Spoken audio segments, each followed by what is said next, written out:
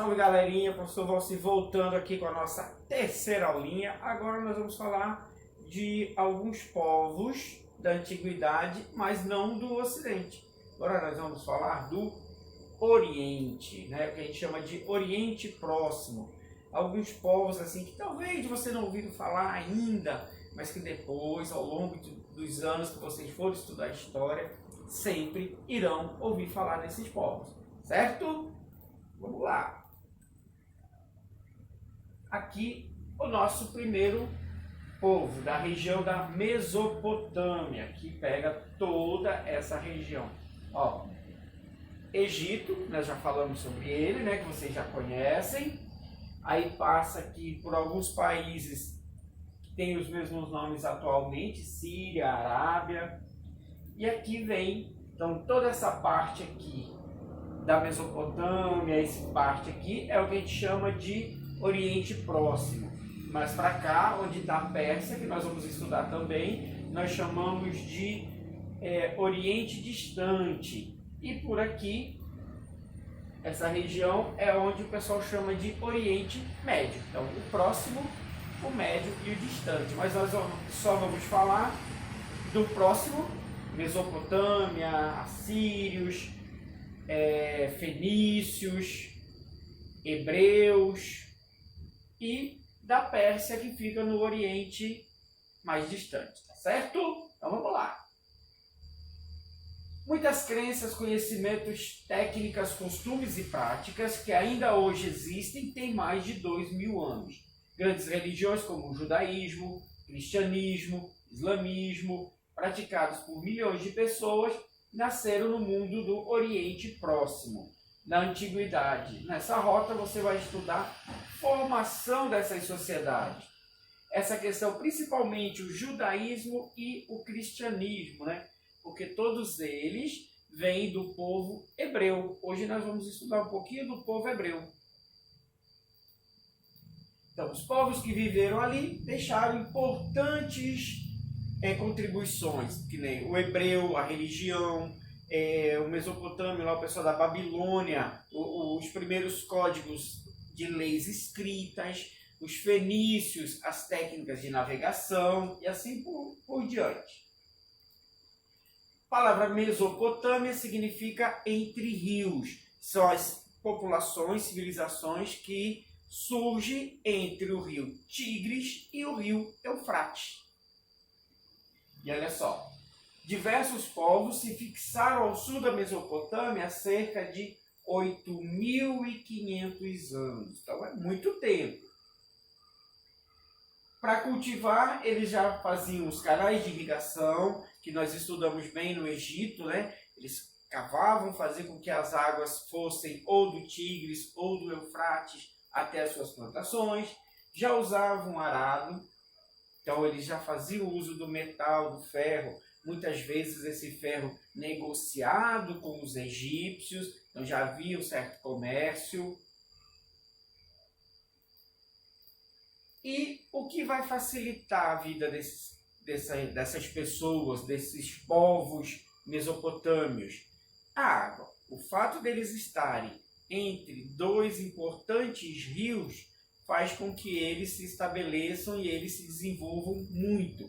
Por que eles vão conseguir se desenvolver? Eles têm a água e automaticamente eles têm os meios de produzir o seu alimento, de plantar a sua comida, tá? E ainda vão usar o rio como transporte. Então, nessa de usar o rio como transporte, de estar próximo aos mares, vai fazer com que algumas civilizações, principalmente o fenício, se tornem excelentes navegadores. Então, povos da Mesopotâmia. Isso aqui é uma arte do povo assírio, um dos primeiros povos a ocupar a região mesopotâmica, o Vale Fértil. Por que Vale Fértil? Era uma imensa faixa de terra onde podia se praticar a agricultura. Então, na Mesopotâmia, o estabelecimento de impérios e as principais invasões se deram ao longo da formação das cidades-estado, por volta de 4.000 anos antes de Cristo. Olha, galerinha, essa palavrinha aqui composta, cidades-estados. Nós vamos falar muito isso, porque nós vamos sair aqui da Mesopotâmia e depois vamos para a Grécia. E aí vamos continuar falando de cidade-estado. Nós, na nossa vida atual, nós estamos acostumados que as cidades compõem os estados. Então, Santa Isabel do Pará, Estado Pará.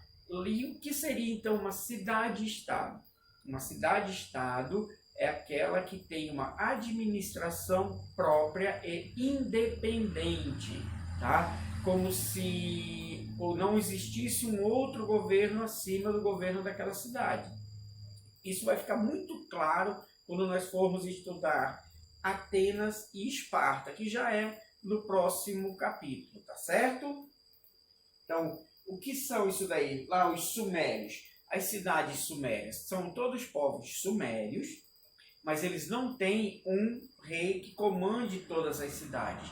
Cada cidade tem o seu próprio governo, tem o seu próprio líder e as suas próprias leis. Por isso que chamam cidades-estados, elas são cidades independentes.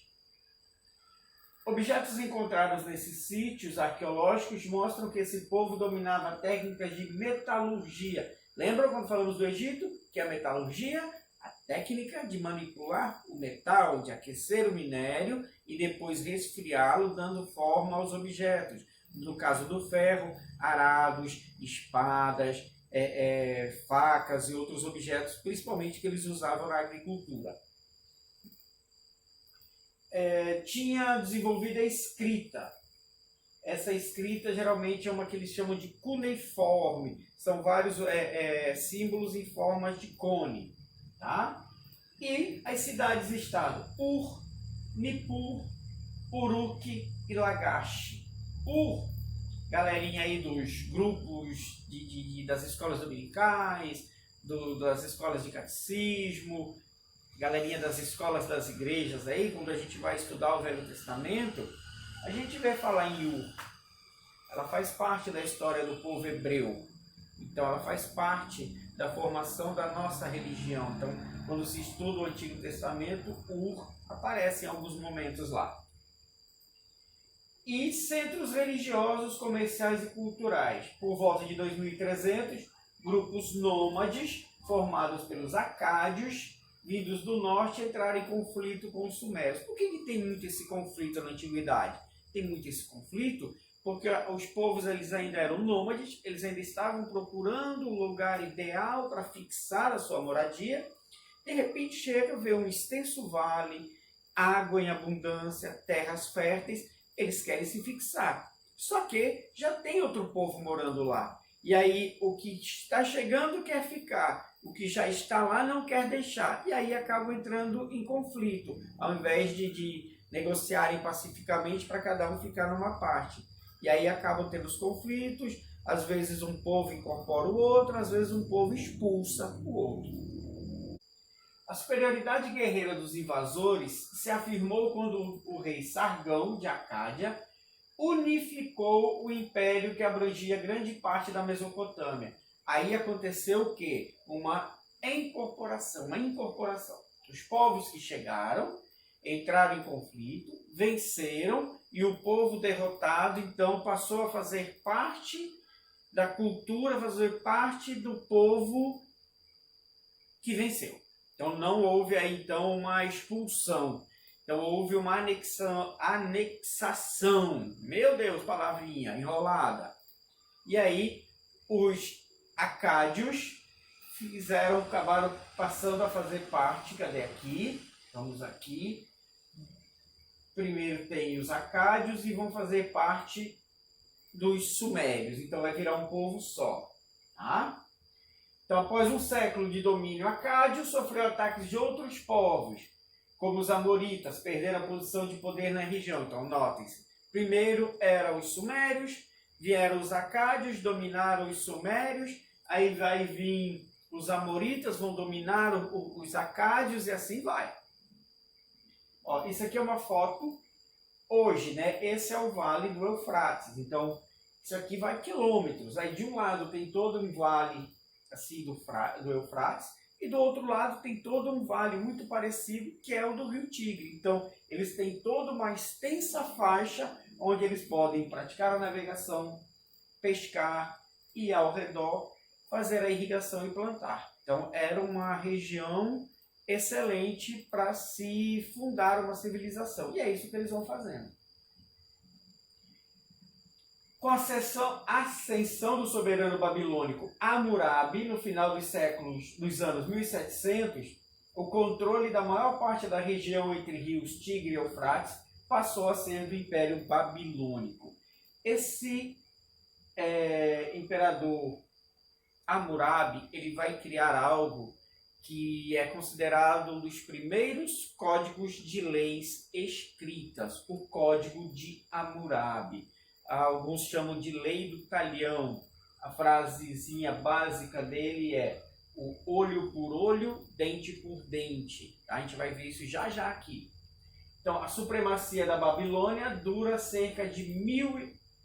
cerca de 1530. Então, eles entram em 1700 e a Babilônia só começa a perder o poder em 1530. Então, o Império Babilônico na Mesopotâmia dura em torno de 170 anos. E aí vem mais outros povos. Aí vem os hititas, que vêm da Ásia. Aí os assírios, que já habitavam a Mesopotâmia, feito investidas contra os babilônicos.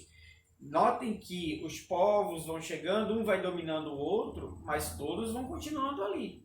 Aí na primeira oportunidade que tenham, quer dar o golpe, quer tomar de volta o que era seu. Os babilônicos conseguiram estabelecer o segundo império entre 625 e 539, quando foram derrotados pelos persas, que já é outra história, que vai se tornar um grande império também o povo persa. Os mesopotâmicos, nesse período aqui, acreditavam principalmente em três divindades: An, do céu, Ki, da terra, e Enki, da água. Eles acreditavam que os deuses interferiam na vida das pessoas e que fenômenos como enchentes, chuvas e secas eram provocadas por esses deuses. Então, quando Deus não estava muito feliz com o povo, ele dava um jeito de castigar, ou mandando muita chuva, ou não mandando chuva nenhuma. E isso prejudicava o quê? Prejudicava a agricultura. Prejudicando a agricultura, o povo passava fome. Esses zigurates, alguns historiadores dizem que é a partir da visão dessas torres imensas que parte a história da Torre de Babel que tem na Bíblia. Tá? Isso aí é uma visão histórica do historiador da Torre de Babel. Não tem nada a ver com a visão religiosa contida lá na Bíblia, tá? Mas alguns historiadores dizem que os zigurates eram mais ou menos o retrato da Torre de Babel. Mesopotâmicos também davam muita importância aos templos para a celebração de cultos religiosos. Ergueram grandes edifícios, os zigurates, como eu acabei de falar ali, tá?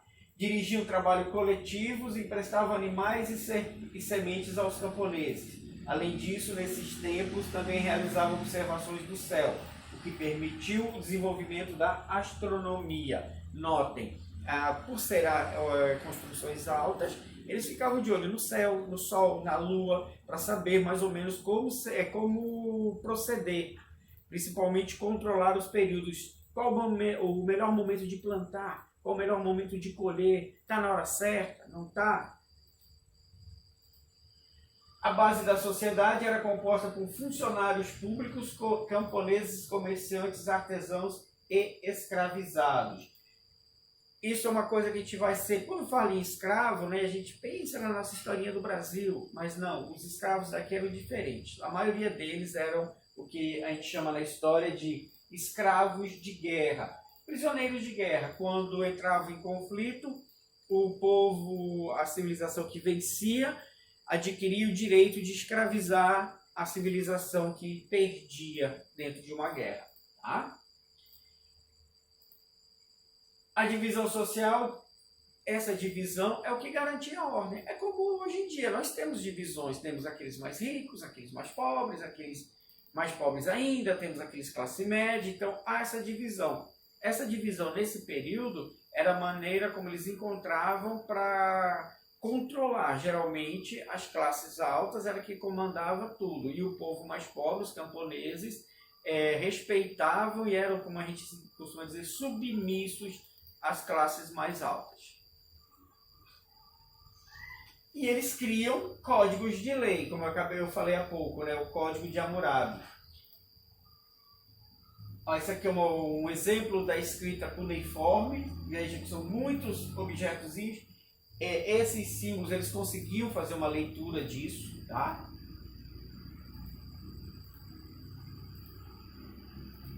Aqui um exemplo de um rei que ele vai conseguir diminuir um pouco as desigualdades sociais, fazer com que o povo mais pobre cresça um pouquinho, tenha um pouquinho mais de importância. Essa questão de reis, de faraós, cada um tem uma maneira de governar. Tem aqueles que governam pensando mais na família deles, no comando deles. Tem uns que não, que para se manter mais tempo ali governando, faz o quê? Se alia mais ao povo. A maioria que compõe a sociedade é o pessoal mais pobre. Então ele faz ali aquela aliançazinha com as pessoas mais pobres e ele consegue se manter por muito tempo. E o povo também vai ficar feliz porque vai, digamos assim, viver um pouco melhor, ter uma condição de vida melhor.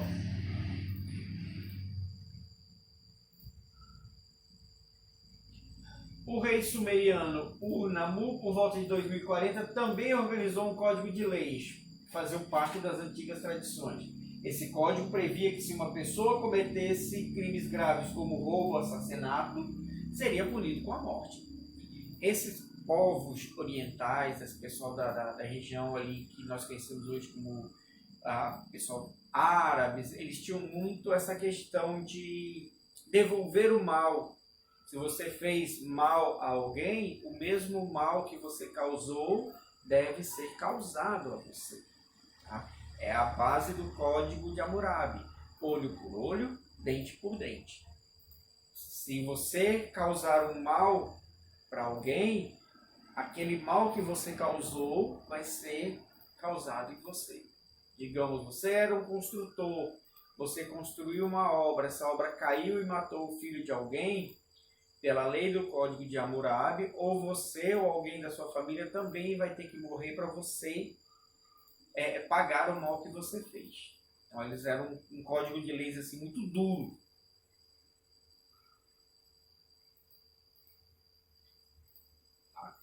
Aqui o Código de Hammurabi que nós acabamos de falar, né? A punição dos crimes deveria ser correspondente ao crime em si. Tratava diversos assuntos, assassinato, falso testemunho, roubo. Também regulava relações comerciais e familiares. Então, esse código ele não era só um código de leis, ele era um código também, como a gente costuma chamar de civil, controlava tudo. Tá? Mas a coisa que mais chama a atenção dele é isso, olho por olho, dente por dente. Feriu, será ferido. Matou, alguém da sua família morrerá para você sentir a dor. Você roubou, o bem no valor que você tirou do outro será tirado de você e devolvido. Certo? Os códigos de lei mesopotâmicos se consolidaram a partir da invenção da escrita. Os sumérios, entre os primeiros povos a desenvolver uma forma de escrita, os sinais gravados em tabletes de argila, como aquele que nós vimos agora há pouco, que eles eram escritos com haste de bambu, com extremidade em forma de cunha. Por isso ela é chamada de escrita cuneiforme. Cunha é como se fosse um triângulo.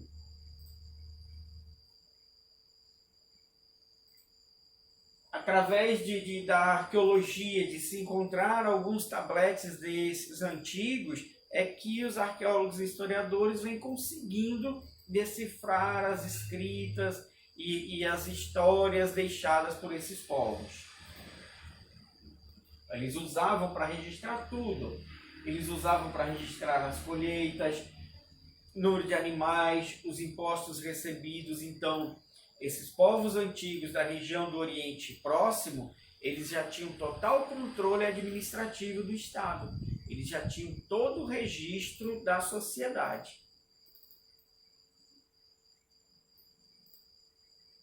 Outros povos do Oriente, fenícios e hebreus. Tá? Aqui nós conhecemos muito a história do povo hebreu, correto? Por que nós conhecemos muito a história do povo hebreu? Que é o povo que compõe o nosso Antigo Testamento. Todos aqueles patriarcas, Noé, Abraão, Moisés, Salomão, Davi, eles são todos do povo hebreu. Então, o povo hebreu, ele é um povo dessa região do Oriente Próximo e que faz parte da nossa vida, porque faz parte da nossa religião.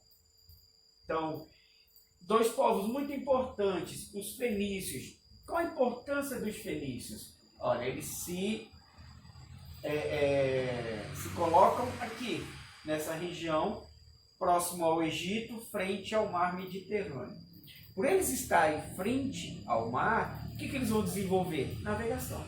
Então, daqui os fenícios vão partir e eles vão dominar durante muito tempo toda essa região de mar Mediterrâneo. Então, aqui, tudo isso que está nesse marronzinho são colônias fenícias. Olha como eles vêm longe. Eles partem daqui e aí eles vão fundar colônias, e vejam, sempre no litoral.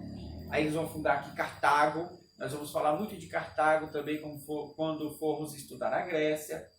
E eles chegam até aqui na Espanha. Duas cidades espanholas também são fundadas pelos fenícios. Cádiz e Málaga. Ok?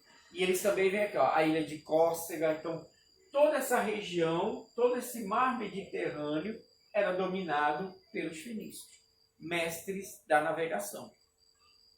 Já o povo hebreu não. Já o povo hebreu, eles ficam mais aqui, ó, Ur. Lembra que eu falei no início da aula?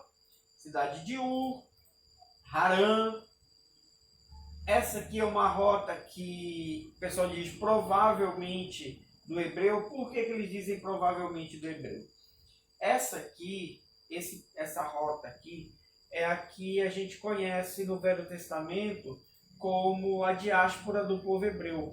Quando o povo hebreu foge do cativeiro no Egito, atravessa o Mar Vermelho e ele vem em busca da Terra Prometida, quando ele vai chegar a Jerusalém. Então, essa rota, eles dizem provável, porque existem comprovações dessa rota, mas alguns historiadores ainda não confirmam. Uns confirmam, outros não confirmam. Mas dentro da nossa fé religiosa, ela está lá e nós, como cristãos, acreditamos nessa rota que foram as décadas que o povo hebreu passou caminhando no deserto da fuga do Egito até chegar aqui na região de Jerusalém. Certo?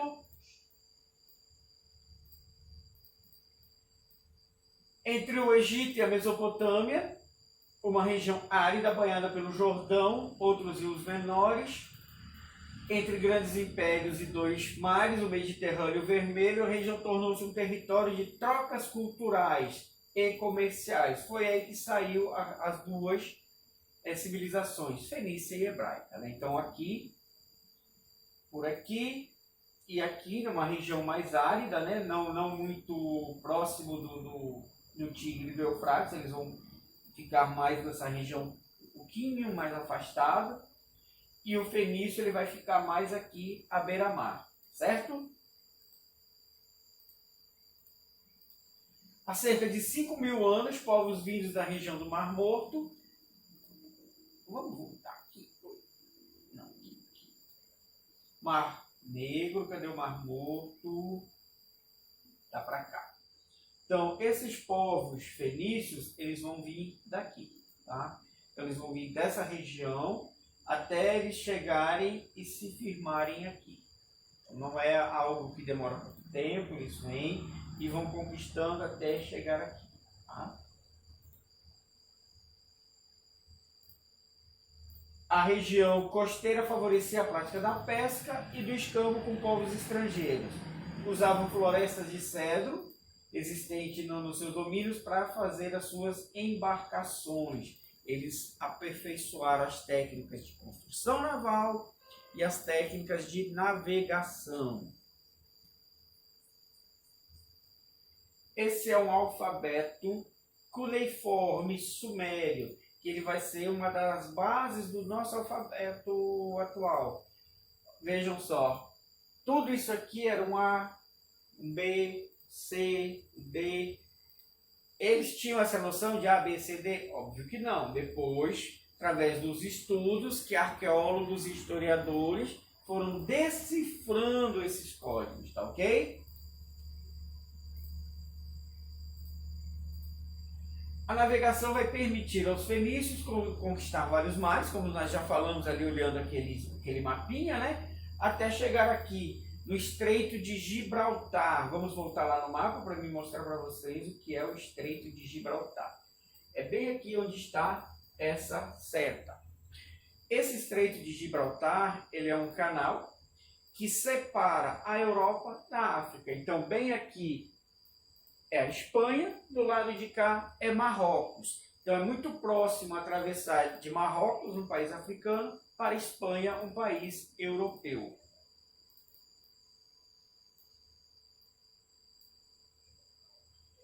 E a partir do século XI a.C., provavelmente para facilitar a comunicação e o comércio com outros povos, os fenícios vão desenvolver a escrita cuneiforme, né? Através de gráficos simples, que é aquele que nós acabamos de ver ali. Cada um representava um som específico da fala. Para escrever uma palavra, bastava escrever todos os sinais que juntos produziriam o som. Foi o início do alfabeto utilizado atualmente no Ocidente. Então, esse alfabeto aqui vai ser a base do que nós utilizamos hoje.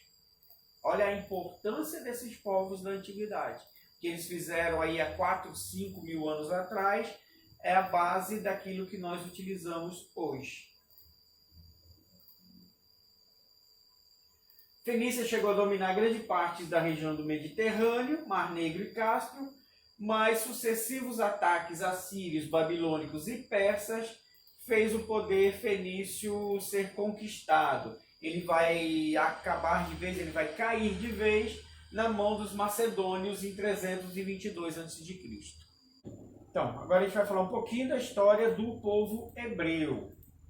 A história do povo hebreu começa por volta de 1800 a.C., quando alguns grupos nômades saem da região da Mesopotâmia e partem para os vales férteis do Rio Jordão e vales férteis do Mar Morto ao sul da Fenícia, região chamada de Canaã. Qual era a principal atividade dos hebreus? A principal atividade econômica dos hebreus, pastoreiro. Eles eram pastores, eles criavam cabras, carneiros, esses animais. E o seu líder, que era um líder político e religioso, era chamado de patriarca. A sociedade patriarcal hebraica, ela era muito rígida com relação ao papel da mulher dentro da sociedade. Dentro da sociedade hebraica, o papel da mulher era ser esposa e cuidar dos filhos. Ela tinha que sempre estar em posição de submissão ou ao pai ou ao marido. Ela não podia assumir nenhuma posição de destaque dentro da sociedade.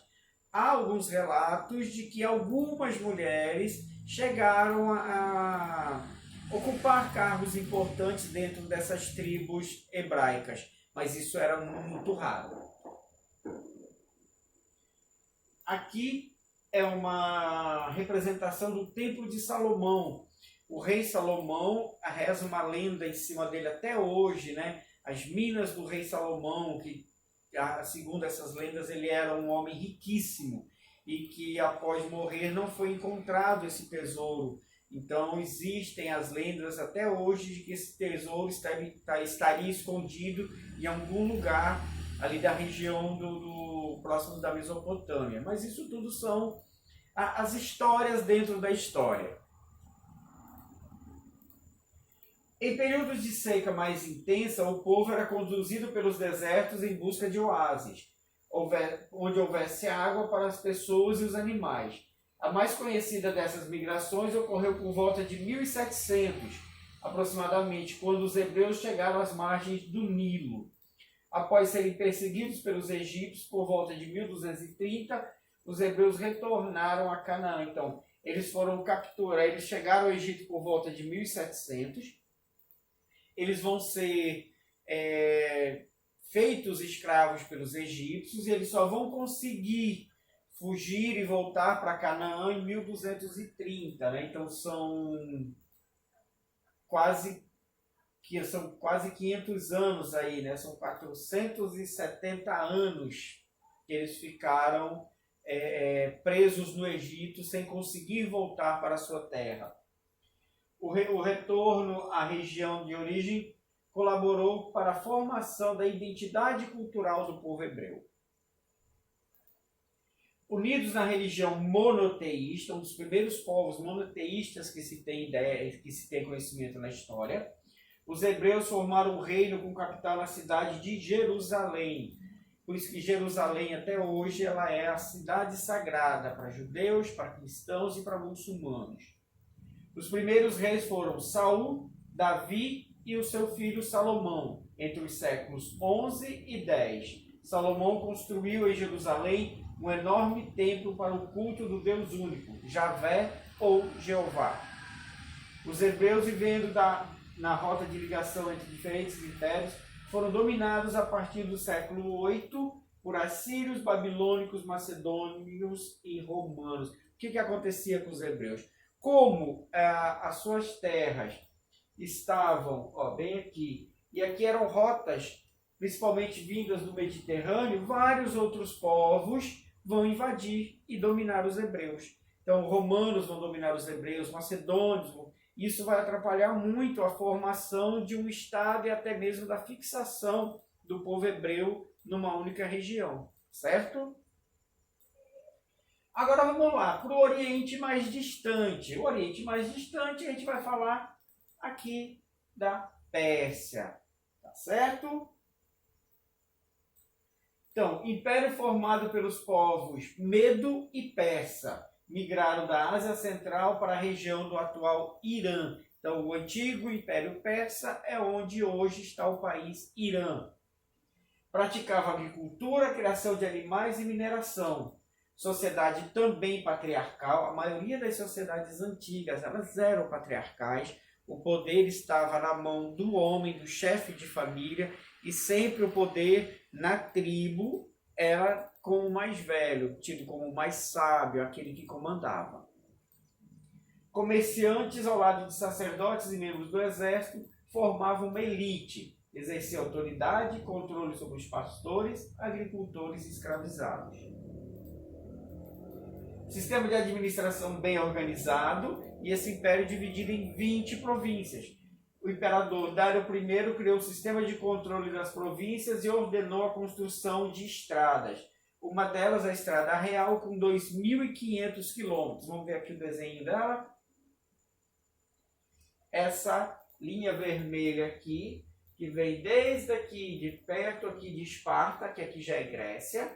Então, vem desde a Grécia, passando toda essa área até chegar aqui. Então, tudo isso aqui é uma estrada criada pelo rei Dário I no intuito de conseguir os seus soldados irem cobrar os impostos. Óbvio, vai usar também para comércio e também no deslocamento de guerra, principalmente quando os persas vão vir aqui empreender guerra contra os gregos.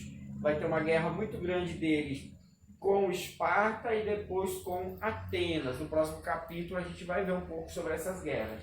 Então, nesses próximos capítulos aí da história antiga, a gente sempre vai estar voltando principalmente em persas, fenícios, egípcios e aí aqui no povo grego.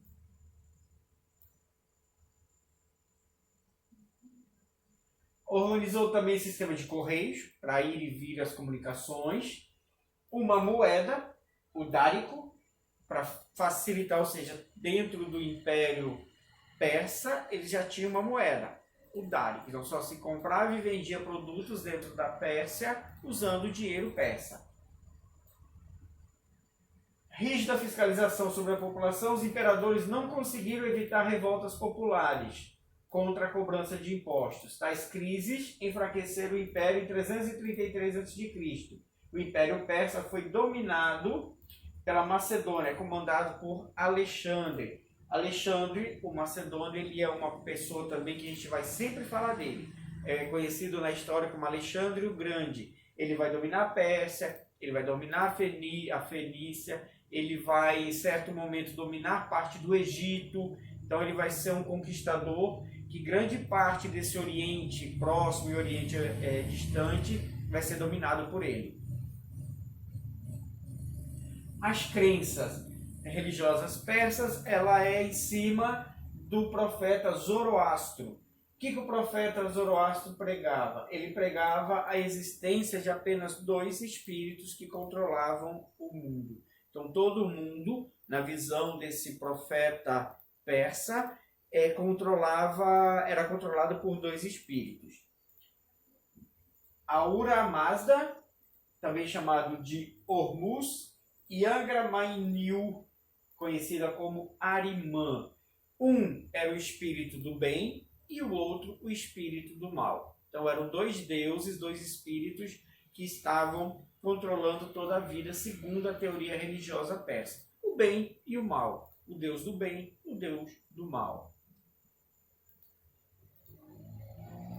Hormuz, criador de todas as coisas boas, chamado de divino lavrador, responsável pela luz, pela agricultura, criação do universo e da humanidade. Ahriman, simbolizado por uma serpente, representa o mal, a escuridão. Essas forças, Hormuz e Ahriman, estão em constante luta. Para os zoroastristas, as pessoas apresentam características boas e más. O importante é seguir as regras de conduta determinadas por Zoroastro. Combater o mal, falar sempre a verdade e praticar o bem. Então, essa é a teoria da religião antiga persa. Você precisa apenas o quê? Combater o mal, falar a verdade e fazer o bem. Então, é muito simples essa teoria religiosa dos persas.